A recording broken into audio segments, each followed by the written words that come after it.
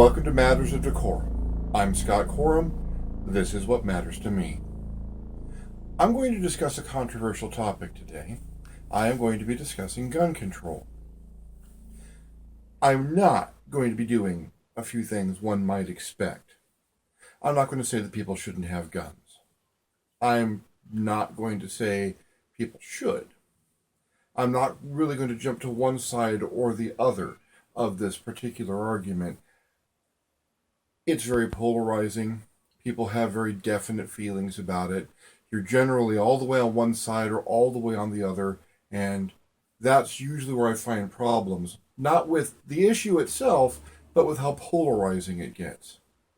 So I will be discussing the argument, or at least one factor of it, and then I'll be talking about some of my personal ideas on how we might find a middle ground. Now, one of the things that is often said when we start to discuss things like gun control is a false equivalency. I've mentioned this before on my blog, but I thought it bore referring to again. There are these things called guns, and guns are used on a fairly regular basis to hurt people. And there are people who believe that because guns are used to hurt people, that we should limit people's access to them.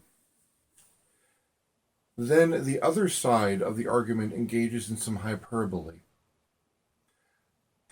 If guns should be banned or limited because they can hurt people, then perhaps we should also ban knives, because knives are used to hurt people, or cars can be used to hurt people. The problem with this argument is that guns are a unitasker. You take your simple knife. Knives are multitaskers, one of the oldest and most reliable tools mankind has ever come up with. Yes, you can injure someone with a knife. You can also use a knife to perform surgery. So a knife can be used to uninjure someone, can be used to prepare food or skins, as a tool for construction. A knife has a large number of different set purposes. It's a universal tool. Cars are interesting.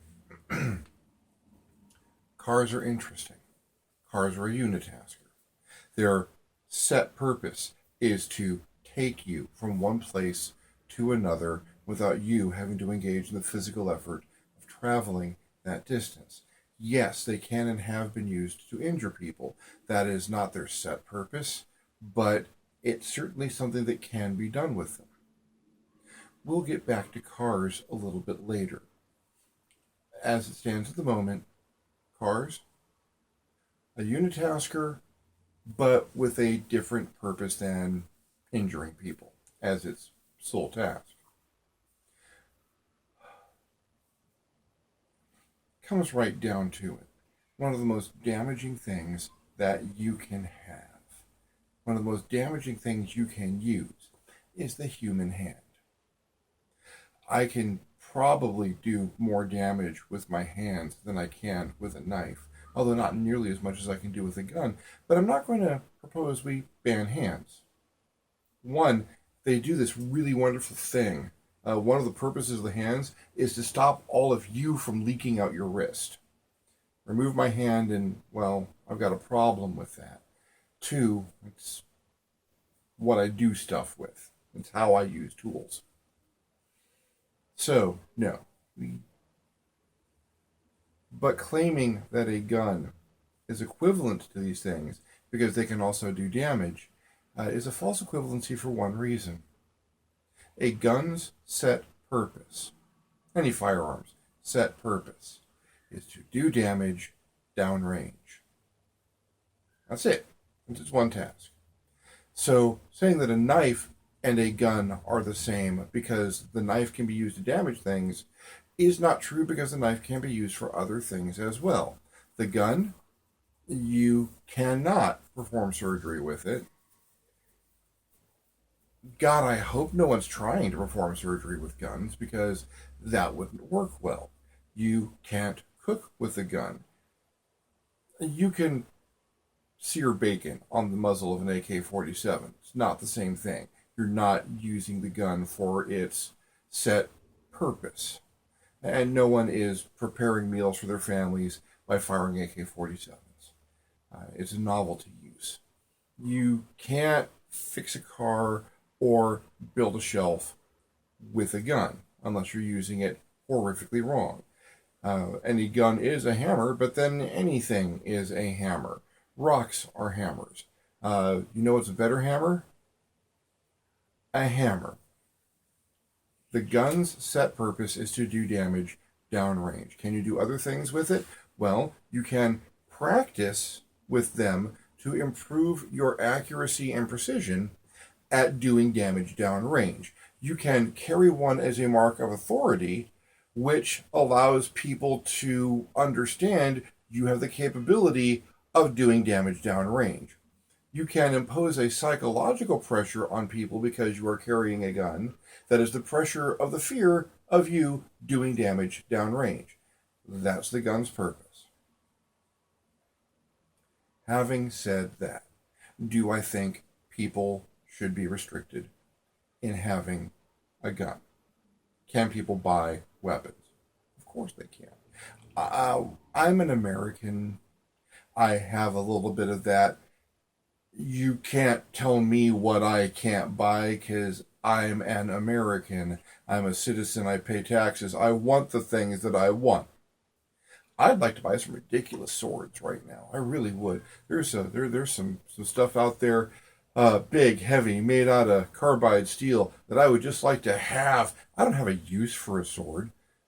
Sword's kind of a unitasker, but I want one. Should I be allowed to have them? Yeah, I guess. If I want to go buy a chainsaw, can I buy a chainsaw? Yes, I can buy a chainsaw.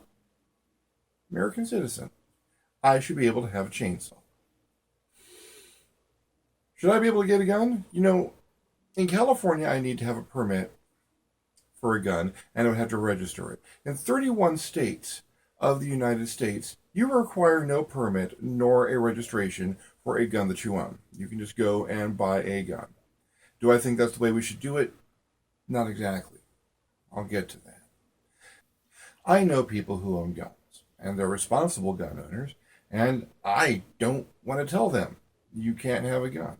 I don't want to suggest that their gun should be taken away. I don't think that they should. They're responsible gun owners. They know how to use them. They know how to maintain them. And that's someone who should probably be allowed to own guns. I have no fear that those guns are going to be used irresponsibly or incorrectly. They're not going to get pointed at me. Let's talk about that false equivalency between the car and the gun again. Cars can hurt people. It's easier to misuse a car in many ways than it is to misuse a gun. There is, after all, only a painted line on the road stopping me from just veering off into oncoming traffic. It's a lot of faith. But I've got something. This is my California driver's license. I have had a driver's license for every state that I have been a resident of since I was 17. So 30 years worth. God, I'm old.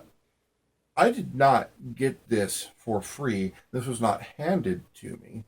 I had to demonstrate that I know how to use a car. I had to not only demonstrate that I know how to use a car, but I also had to demonstrate that I understood the consequences of not using that car correctly. That actually seems reasonable to me. Before I can legally get behind the wheel of something that weighs more than a ton and make it go at 60 to 80 miles an hour, depending on who's watching when I'm driving, I should have to demonstrate that I am responsible enough to have it. Not only that, not only do I have this, there's a metal plate on the front of my car and the back of my car that has a number, which is my car's license number, the registration. And that allows my car to be linked to me legally. That's, now let's go together. And it allows that car to be tracked if anything should happen to it apart from me. If my car is taken, it can be found by and identified as mine by its license number, even if it's used incorrectly. I can demonstrate that I wasn't the one using it incorrectly because it has a license number and I'm identified by this. I can also be held completely accountable for what that car does while I am the person driving it because of these documents. In 31 states of the United States, there is no requirement to do the same with guns. I'm an American. I'm an American citizen. I should be allowed to buy what I want, but sometimes there's a requirement. There's a requirement for displaying of responsibility. If cars can do as much damage as guns can do as much damage as cars, if I have to have that level of responsibility for my car, I should probably have that level of responsibility for my gun. I don't own a gun at the moment. I've been in a household with a young child. Andrew's grown up a bit. I'm also in a household that I share with a wife who does not agree with having a gun in the house. Okay. That's our prerogative as a family to not only to not have a firearm in the house. I was raised by a Marine. My dad had his 22 bolt action in the basement and taught me how to use it. Taught me how to use it responsibly. Taught me pistol marksmanship too. And maybe that's where this is. To get this, I had to pass a test. To get my first one, I had to pass a test. 2 of them, in fact. I had to pass the written exam so that I could demonstrate that I knew the traffic laws, and I had to pass the driving exam where I demonstrated that I understand how to operate a motor vehicle. I didn't walk into those tests cold. I was required to take a driver's education course in high school where I was taught about how you use a car, how you maintain a car, how you properly follow the guidelines of the road, and what happens if you don't. I was also taught what to do as a pedestrian dealing with cars, and what to do if there's a problem with a car, whether I'm behind the wheel or on the road outside of it. So maybe instead of people engaging in hyperbole and reactionary conversation around the subject of whether people should own firearms, because firearms are such a massive part of our life here in America these days, maybe we should have mandatory firearms class as well in high school. This is what a firearm is. This is what a firearm does. This is how you use a firearm correctly. This is what can happen if you use a firearm incorrectly. Here are the legal requirements for owning a firearm. Here's what happens if you do not meet those requirements. You'll have to take an exam to get the permit for your firearm. Here's what's on that exam. Here's how you pass it. These are the requirements. You'll need to take a practical use, or there will need to be a practical test of your use of the firearms. Here is a firing range. We are going to demonstrate to you, after we have educated you in the safety of the firearm and how to use it responsibly. Once you have a permit for a firearm or are permitted to use them by your age in the state or municipality where you live, here is where you find one legally, purchase one responsibly. Here's how you maintain it. Here's how you store it.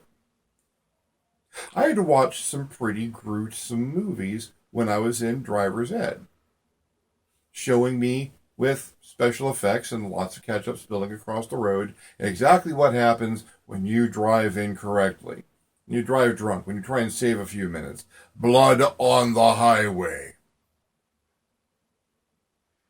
A pretty good production could be made these days of what happens if a firearm is used incorrectly. If you stuff your firearm down the front of your pants, you may shoot your junk off. This is what it looks like. That'll cut down on some of that right then and there. If kids in high school get a chance to see what looks like when someone's junk is blown off by a gun that they got gangsta with and put in their waistband. Education. I don't think there is a better solution to this divide that we have. People on one side of it don't understand what responsible gun ownership is. And people on the other side of it don't understand that just because they own a gun, it doesn't automatically make them a responsible gun owner. I don't think the solution is to demonize firearms. Yeah, they're unitaskers. Yeah, they only do one thing. But God, they're cool. I write role-playing games for a living. I've been playing role-playing games for a long time. And, once you put the D&D down and you pick up the Cyberpunk, you've got guns to look at. A lot of guns. I've drawn a lot of guns, designed a lot of guns. And, yeah, they do one thing. They do it many different ways, whether it's a pistol or a rifle or a fully automatic machine pistol or an assault rifle. But they all do the same thing. Incidentally, something else about this. This is a Class C driver's license. I can drive a car or a pickup truck or something that's a Class C vehicle. I need to wear my glasses while I'm doing it, or I'm not doing it legally. This does not entitle me to drive a motorcycle. It's a different license. It's a different set of skills. It's a different set of guidelines that you need to follow. If you're going to be driving a motorcycle, you need to demonstrate a different set of reflexes. This also doesn't entitle me to drive a tank.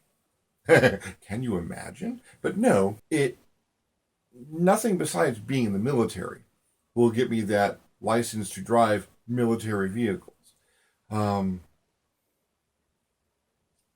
Some guns might be different enough from your standard firearm, your standard pistol, or your standard rifle, that you might want the equivalent of a motorcycle license, something a little bit different, or concealed carry.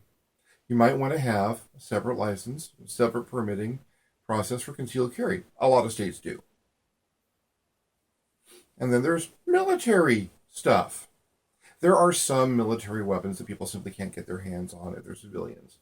Unless you're a Mythbuster and you know the secret place that you can go to where everyone's blindfolded and then you chain gun a tree down. Which is still does not make the chain gun a multitasker. It just means you did damage downrange to a tree.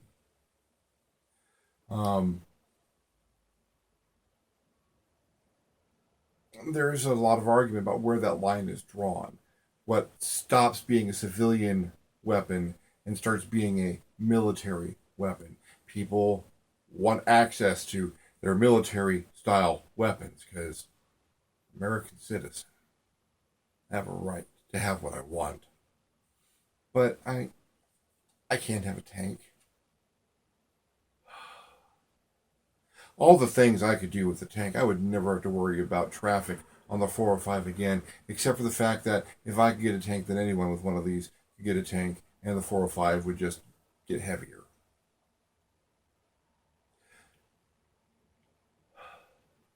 So there should be maybe some level of restriction, but all of that should be covered by easily available, unrestricted education on the subject. Like I was taught what to do in an emergency with a car if I'm a pedestrian in driver's ed. Firearm education in a high school could also include there is a gun being used in a building you are in. You are unarmed. What do you do? Education like that would already have saved lives this year. Education like that would have saved lives every year. I am usually going to go to education being the best possible response to a large number of polarizing arguments. Climate change? What do the facts say? Let's educate ourselves. Evolution versus creationism? There are correct and incorrect answers. Let's not listen to what people who don't like the other side say. Let's educate ourselves on the matter. Marriage equality, what have you, education is probably the best answer. For gun control, I think we need to have more solid, safe, safety education for everyone. If you're going to be carrying a gun, if you're not going to be carrying a gun.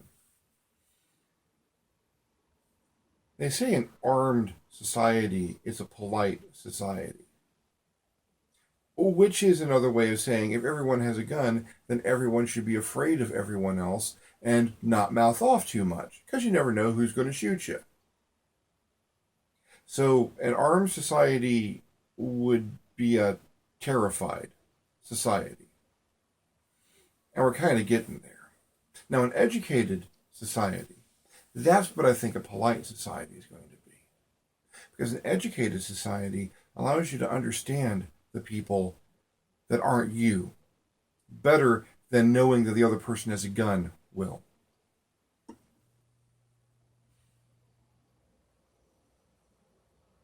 I don't want to live in a society where suddenly impoliteness breaks out into a gunfight. Okay, in some ways I actually kind of do. Maybe I was born 100 or 50 years too late or so, where it's not legal to take people out in the street and shoot them anymore, because there's probably some people who could probably deserve that. But in our modern society, I'd rather see impoliteness break out in discussion. Not an argument, not an internet troll screaming at each other, brutal questioning of your opposition's parentage, but maybe, just maybe, relying on a little education, how to resolve conflicts before a weapon is pulled. An educated society. It's a polite society. You ever notice that things are getting a little bit crazy out there, and notice that education is becoming a lot less of a priority for our government and our leaders, well, some of them, then I think that's a pretty good indication that what we probably need is a little schooling. So gun control. My solution? Teach.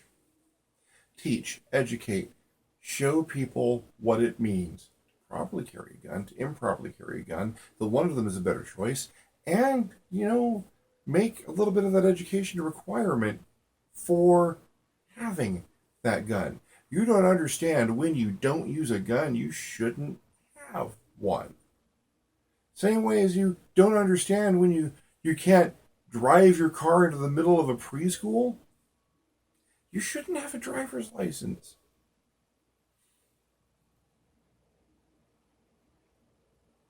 In fact, the people with driver's license do occasionally snap and do this. Does tell us that it's not 100% sure as a solution. I mean, there's no guarantee. And, of course, if you make it illegal to have a gun when you don't have the proper permit, then, yeah, people are still going to have access to guns. And they're still going to use them incorrectly. But at least if you make the education ubiquitous, if you make it required, then they've had the chance to see what using it correctly means. And they'll understand the consequences if they don't use it correctly, or worse, if they use it incorrectly. Well, that's it for the moment. I'll probably do something a little bit lighter next time. If you have a opposing point of view, comment. Comment here or find me on Facebook. I'd like it if my comment section got a little lively. This is a polarizing issue, and maybe we can talk about it a little bit. If there's something else you'd like me to talk about, comment. Drop me a line. Let me know. I can just as easily ramble on and on and on about cartoons and spaceships as I can about gun control and other meteor temporal issues. For now, I'm Scott Corum. This is What Matters to Me. I'll see you next time on Matters of Decorum.